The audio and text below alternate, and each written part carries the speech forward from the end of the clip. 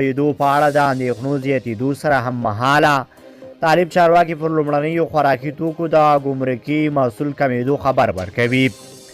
د طالبانو حکومت د مالیې وزارت وايي د نرخونو لوړېدو مخنیوي او د خلکو اقتصادي وضعیت ته په کتو یې د هیواد په ګمرکونو کې پر لومړنیو خوراکي توکو ګمرکي محصول له 50 څخه تر 80% کم کړی دی.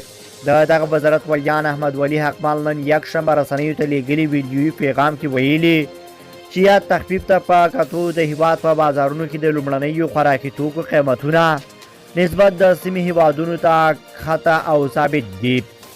طالب چارواکي پر داسې مهال دا څرګندونې کوي چې په افغانستان کې هر کال د روژې میاشتې په رارسېدو سره د خوراکي او غیر خوراکي توکو بیې لوړېږي.